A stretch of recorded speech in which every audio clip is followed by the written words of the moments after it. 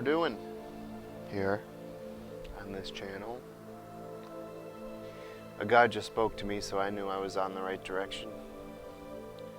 So as a little kid, I had a little card someone gave me, and the card said, "Fear not, for I am with thee, and be not dismayed, for I am your God, and I will strengthen you and help you, and I will lift you up with my righteous right hand." And I was thumbing through. I'll show you. No bookmarks. I was thumbing through because I was thinking to myself, well, what can I do or say today? I want to do something a little different.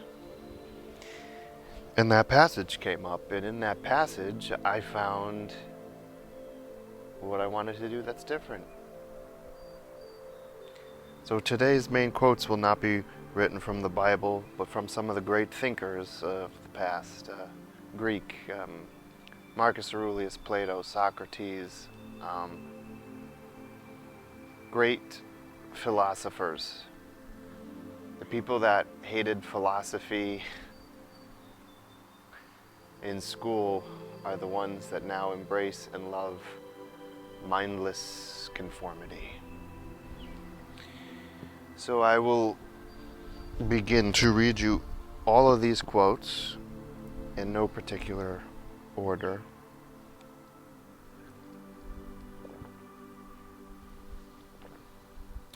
And that is good. And we will go from there. So, let's begin.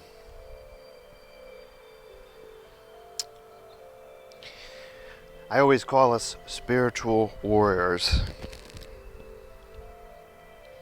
And I believe that that's true. Because in these times you have to be exceptionally strong to go about the day. But you must take time for yourself, you see. A warrior must subdue himself before he can subdue his enemies. Clear eyes see accurately, the quiet mind thinks calmly, the steady hand strikes decisively. Mad passion flares brightly and quickly burns itself out. Stoke the steady flames of discipline, wisdom, and will. And that's what they say, consistency over time delivers results. Whereas if you're mad passionate about something and your mind's from pillar to post, you tend to bounce around and get nothing done. Next.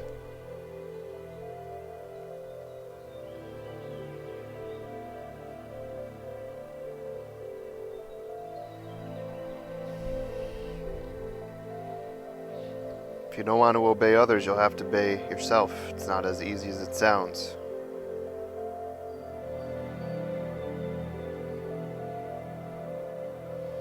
If you refuse to address your weaknesses, you can't fix it. Paraphrased. Befriend the truth and make it your ally in all things, and that's what we do here.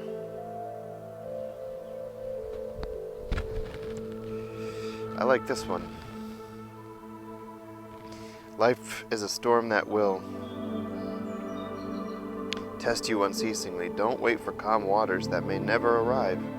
Derive the purpose from resilience and learn to sail the raging sea. Quick note on that. There's a lot of people living in total fear and alone right now with what's going on in the world. And of course you have the mainstream media constantly with the fear indoctrination to purposely create you to think at a lower kind of vibrational level. In so many words, when you get to a spiritual point, you can literally turn on any news station, the one even that you like, and you can feel the negativity, even if they're saying things you like. But there's this negative. I can't explain it. There's this weird, negative, scary energy around it. You don't want to be around it. You go, just be outside in nature.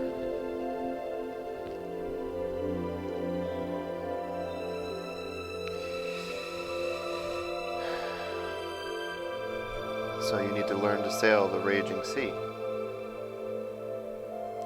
So if you're cooped up and you have locked yourself up,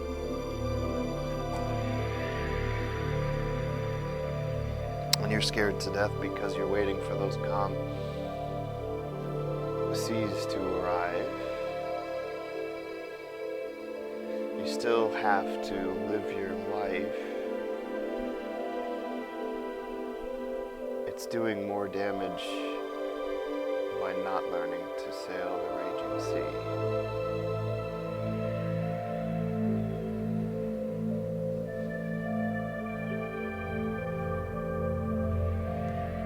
Next, self-criticism is productive and healthy. Self-loathing is neurotic and destructive. Don't mistake one for the other. Next. See, this one's important because a lot of people, I find, do this. And the people that do this wind up with post-traumatic stress disorder. And so true. Learn from your past, but don't live in it. So you've learned it, but don't keep replaying those injustices in your head, because then they start to outwardly manifest as vengeance. The past must be integrated. It cannot be wished away, but it also shouldn't be allowed to devour the future. Today is tomorrow's past. Remember, I've said that often. Don't spend it reliving yesterday. See the infinite flowering of now. Right here, sitting down, looking around in the grass, the birds in the trees, looking up in the sky, and feeling the ever-presence, the subtle, I call it the subtle presence of God. But don't make your mind rewind and replay something that happened bad to you and how you can't get over it, because that is a recipe for disaster. And it's consuming your time. You could use your time elsewhere. Be productive with it. Don't let that stuff get you down. No need to let that stuff get you down. Next.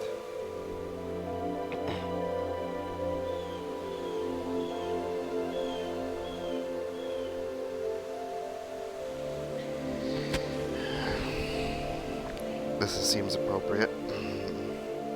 Embrace all chaos that's out of your control. This is just how it is. Why should it be otherwise? Move the levers that are within your grasp. Sharpen the blade of will. Strike with precision. Accept and endure. So there's things you can't control, and there's things you can control. You can't stop a burglar from entering your house, but you can buy the proper protection to make sure the burglar can't step more than 1 to 2 steps in your house. So that's a lever that is within your grasp. No pun intended. So that's something you can control. You can't control the person coming in, but you can take the proper precaution. Next. So, unsustainable times allow individuals to rapidly climb formerly gated hierarchies. Now, if there's something you wanted to do, there's a certain people that will be exiting certain fields, and maybe it's your time to jump on in. Don't underestimate the value of moderate effort consistently applied, and remember, consistency over time equals results. So, many people are waiting for the storm to pass so that they can sail calm waters. They do not stop to consider that while they are indeed the ship, they may also be the storm. So understand that to progress, you may need to get out of your own way. It's much easier said than done.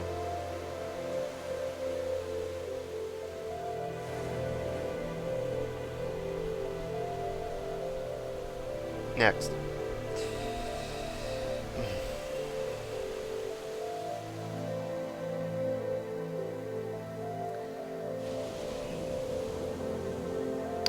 There's tremendous power in acceptance. To fully accept suffering and misfortune frees you from fear because you can appreciate good times because you are not tormented by the knowledge that they will end, because they will. Such is the way of things, and we must live in accord with reality. Again, that's easier said than done, but there is power in acceptance. Within approximately 5 to 10 minutes of talking to any individual, I can confidently tell you I can find out what makes them tick. I can find out what levers to pull. I can find out what to say to I don't want to say manipulate, but to alter perception. So I see when it's being done to me. And unfortunately, you have people that use it for good and people that use it for bad, more for so for bad. But you can't ever let someone else use your own emotions and manipulate you. I've often adopted a new tactic when I see it coming, because I'm very good at seeing it coming, is I will start smiling, say something back, say something totally out in left field that makes them go, what?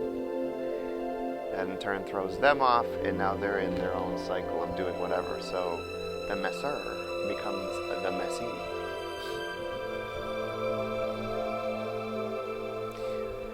It's fun.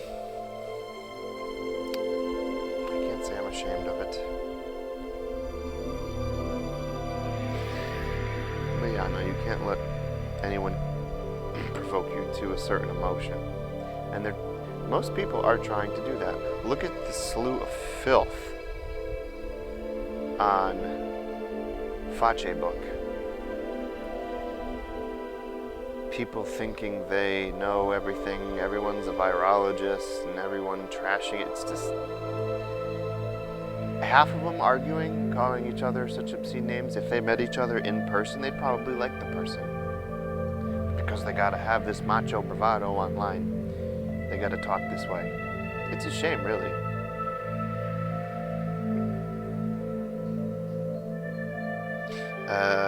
Next.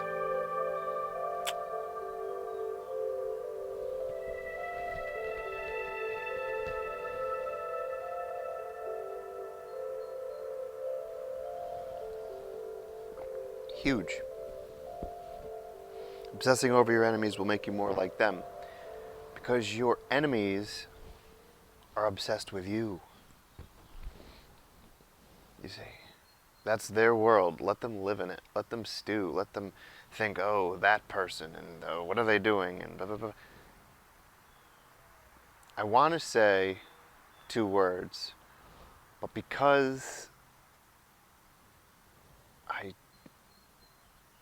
I don't think God would want me to use these 2 words, but them. You know what I'm saying? They're in their world, you're in your world. Okay? Don't be like your enemies. That goes back to being neurotic and self-loathing. So, that's all of the quotes that I have planned out for today. And get out of here, mosquito.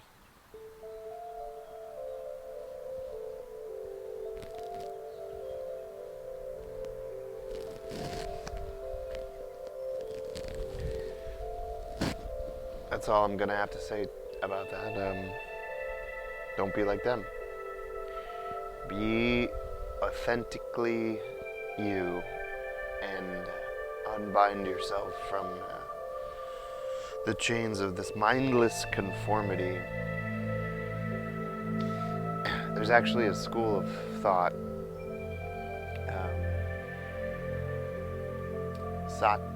Sot something, YouTube channel. And he swears that this new age is going to be just the perfect thing. And I'm thinking not if it's what I think it is. It's this conformity and mindlessness, but he seems to think that I wanted to bring you some quotes. There are some things in the Bible, such as the storm that Paul was in, and they called it Euroclydon, which means a strong west wind. And so there are some Greek references in there, and so I wanted to bring up some. I thought it was good to bring up some Greek quotes, because knowledge can come from anywhere. May the Lord Jesus Christ bless you and your families. May God look over and protect you during these times. And remember, don't wait for the storm to pass. Go out and sail the raging sea. God bless you.